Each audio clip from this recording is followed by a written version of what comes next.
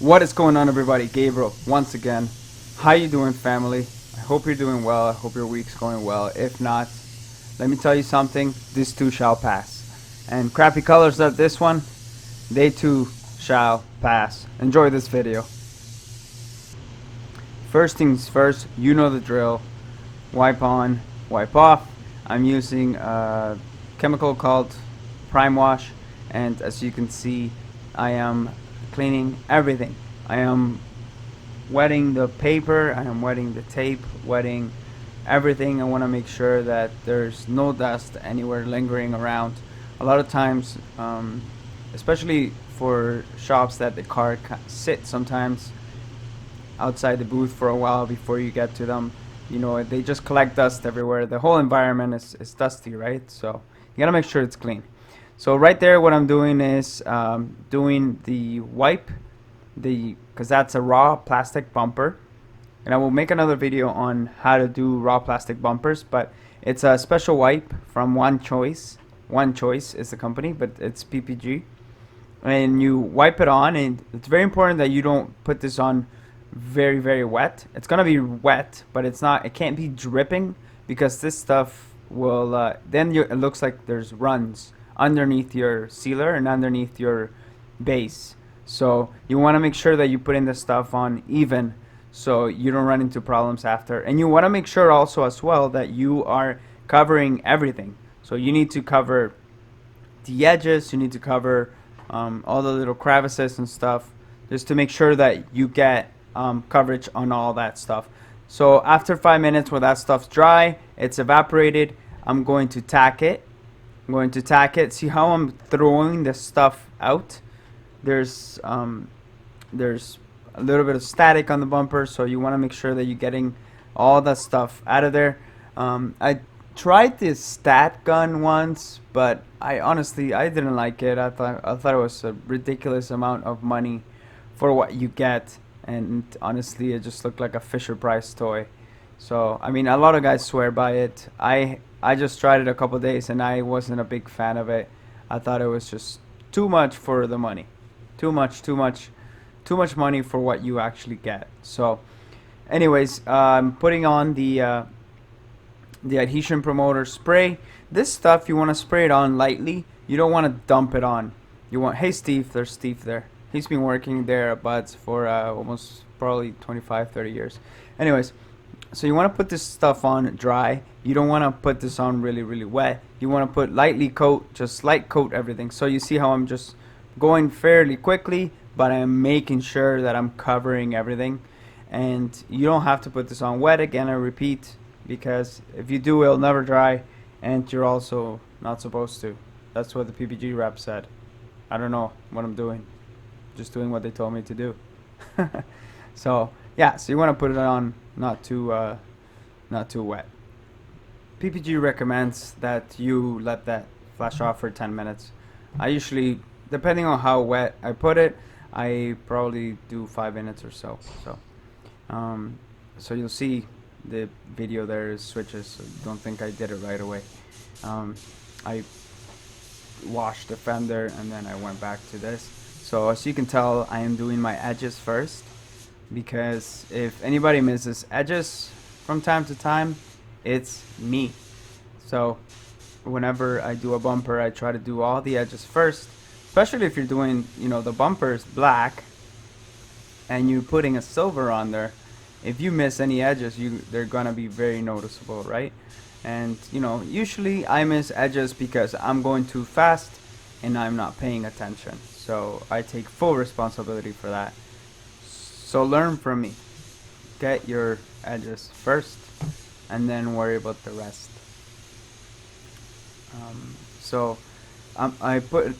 I'm spraying with a Tekna Pro Light with the TE20 cap 1.3 tip, and I'm spraying at 25 psi. I figured if it's like this, Pro Light seems to create a lot of overspray if you have it anything over 25, to me anyways. But you know, that's just my opinion. You can have different opinions, and I'm totally fine with that. That's just what I find, that if you have it too high, it just creates a lot of overspray. And you don't need that overspray everywhere. So the car right now is covered with spray mask. So just in case, everybody asks me the same questions all the time, but I have to keep answering it because obviously not everybody knows. So 25 psi, I like it. It lays it down nice. It gives me a nice finish that I like and I'm happy with. So 10 minutes later, I'm gonna put one medium wet coat with, like I told you before, the sealer. It's a perfect substrate for the base. So whenever you're spraying sealer, that's why I like using sealer so much, because the base loves it. They're just best friends, they're just like longtime buddies. You could not see each other for a year, and once you see each other, it's like, yo, what's going on? It's like you just saw each other yesterday. Sealer and base are the same thing. Every time they see each other again, they're like, yo, what's going on? And the base just settles down so nice on there, and the sealer settles with the base. It's just, they work perfectly.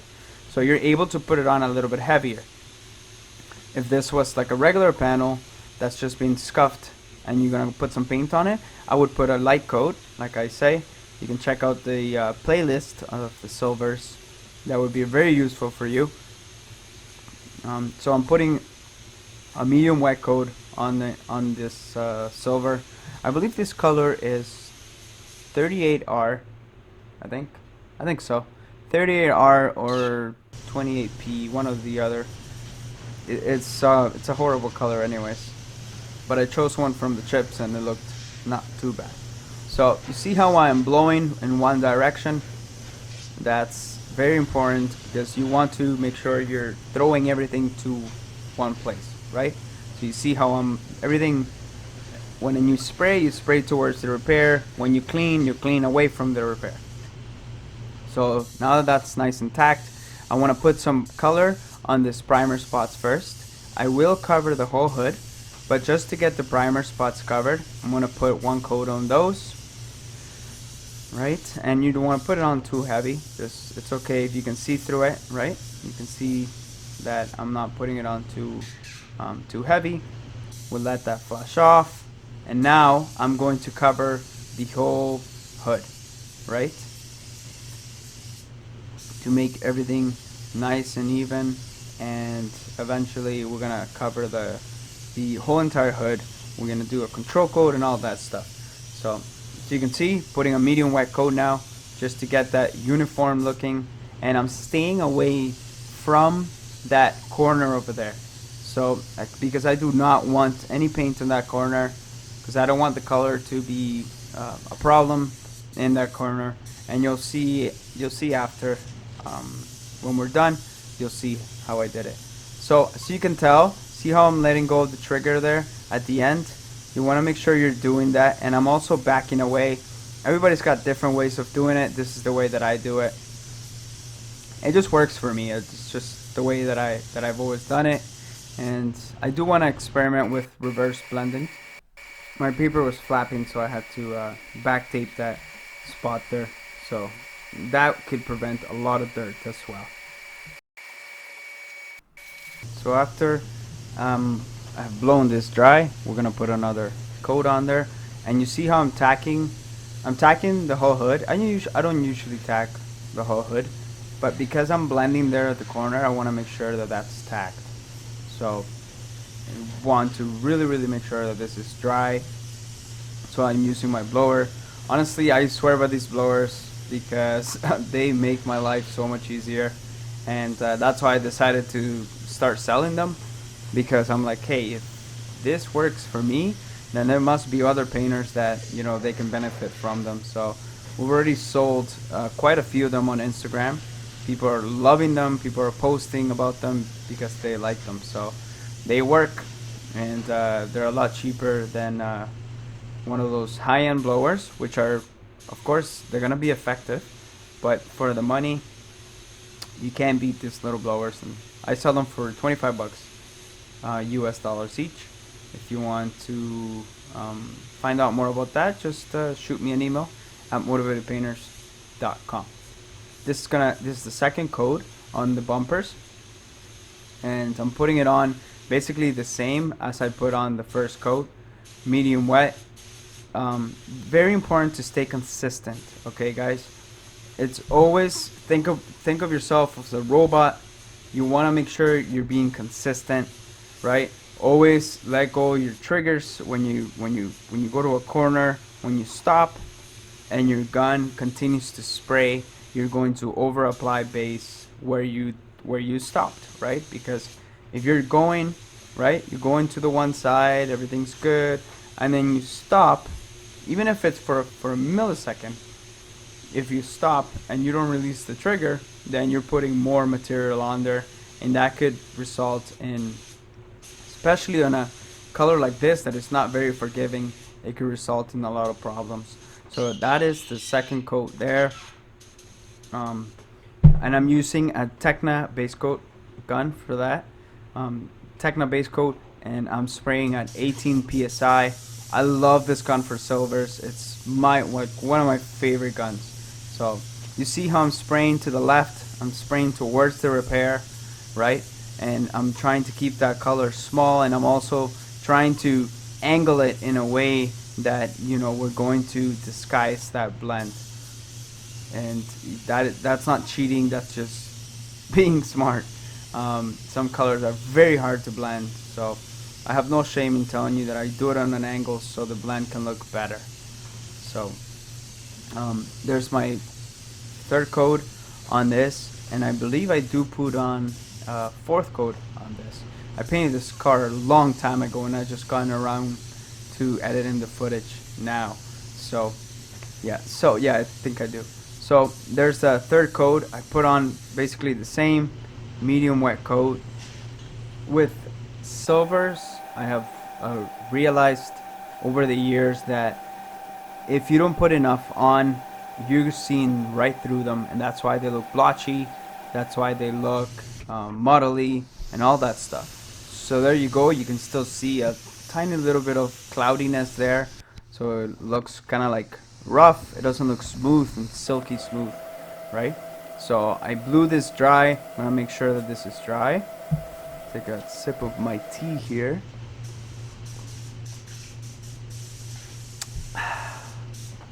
That's good. So basically, you want to put on another medium wet coat. Not too crazy, not too heavy, but definitely not too dry. You want to make sure you're putting enough on, right? Because if there's not enough on, you're seeing right through it, and you're seeing all the metallics standing up in the wrong ways, in the wrong places, the wrong time, right? So this, notice my pattern. I am being consistent. I am releasing the trigger at the end of my panels. I am trying my best to be consistent. I'm trying my best to be to spray the same way. So as you can tell, I am spraying it on a little wet, right? You see how that's shiny in the hood there, right? That's because I want the color to be covered. So we're gonna let that flash off. We're going to control coat the bumpers, right? Because the bumpers are all done. The bumpers were easier to cover. When you have a big area like this, like the hood, it takes a little bit more work. But there you go, double control coat there. So I went from the bottom up, I let it flash off for like 3 seconds, and then I went from the top to the bottom. And the trick to the control coat is to stay consistent and to have a big overlap, right? So you have lots of space between your strokes, and you're moving fairly quickly. You don't want any dry spots. So see how I'm doing that there. I'm pretty far away from the hood, but not too far that the base is gonna dry before it gets to the panel, right? So there's that first coat, and now I'm putting it on. Now I'm putting on the second coat and blending that color out nicely there. So that's what I call a double control coat, just to get those metallics to stand up the way you want them to. And then once you get used to doing this, it's become a habit for me that I do it all the time, especially with my silvers.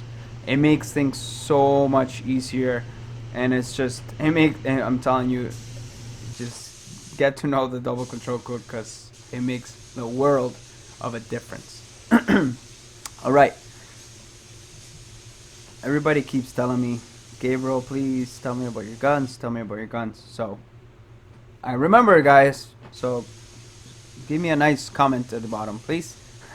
um, I am using an Iwata WS 400 13 HD tip, which means 1.3.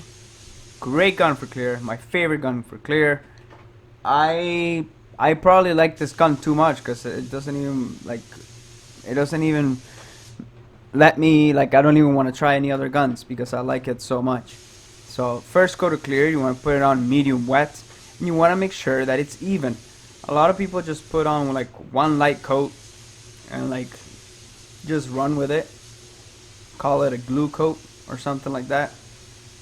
That's okay to do that, but for this clear, for PPG EC530, I like using this technique. You put on one coat, right? You stay consistent, so you can tell. Find out the sweet spot. I talk about the sweet spots in my past videos on the gun. Like, where's that sweet spot where the gun is not distorted, but it's just at the right place at the right time, where your spray pattern is just beautiful. So I'm moving consistently, right? I'm doing 95% overlap, so you can see I'm almost going over the same spot again, but I am moving, right? So I'm moving fairly quickly. And if you want to move slower, if you rather move slower, then all you have to do is move slower but have a bigger overlap. So instead of a 95% overlap, you can have a 75% overlap, right? And then you can take your time a little more. I consider myself a fast painter. Like, I like to go fast, so that's why I get a little bit closer and I move a little bit faster. So, and I am spraying at 35 psi. My reasoning is, you have your pressure a little bit higher, then you're atomizing that clear a little bit better. So you're making those droplets of clear a little bit smaller, so you get in return a better finish. If you have your temperature down, then that means you are making those clear droplets bigger. Therefore, you're slowing yourself down to create a better finish, and then that results in you over applying the clear, and you're putting too much clear on the panel, and then you can run into solvent pop, you can run into dieback, you can run into all that kinds of stuff. So I am putting on the second coat of clear a little bit heavier than the first one, but not by much. I'm putting it on just a little bit heavier, but I want to make sure that it's gonna flow, it's gonna melt in nice, and it's going to keep that shine. This clear likes to be baked right away, so I let this clear flash off for 10 minutes, even sometimes 12 minutes, 11 minutes, and then I come back and I put another coat of clear, and that way you're able to apply it properly, and you're not worrying about it running and none of that stuff, because it can hold on to each other, and then it melts so nice. And then right after I'm done, I kick it into bake. I bake at 165 for 30 minutes, and I put the booth at 165, and then the car probably gets to 150. So that's what I find that works really well for this specific clear, which is PPG EC530. This I like this clear. This is a clear I use every day on 98% of the cars that I paint. I use this clear, and I have gotten this clear to just look phenomenal. Like, I love it. It's a fun clear. I'm kind of like a mad scientist sometimes, trying different things. When I first started spraying this clear, I was trying the one visit, so I would put one fast coat followed by a heavy coat, but that wasn't working out with this clear. So there you guys have it. I hope you enjoyed this video. I hope that you learned something. It's my pleasure to make these videos for you, and hopefully I'm helping some of you guys out. And if if some of these videos seem repetitive to you, then I am glad, and I'm doing my job because I want to be consistent. I want to be consistent in the information that I give you. I want to be consistent with the stuff I show you, because that means that you know what Gabriel does. You're not gonna be like, oh, I'm not really sure what Gabriel does. It's like, you know what Gabriel does. So, guys, motivated painters, I love you so much. There's the end result. You see how it stayed away completely from that passenger side there. Turned out beautiful. But you see that right there, because it looks good. It looks great. But it was just that one extra coat of base that sometimes, just like people say, you gave up 1 foot from gold. Don't give up 1 foot from gold. Just go that extra mile, go that extra step. It's worth it. And here are the results of doing that. Guys, God bless you. Follow me on Instagram. Let's hook up. Let's talk to each other. God bless you. Take care. And I hope to keep adding value to you guys. Bye-bye.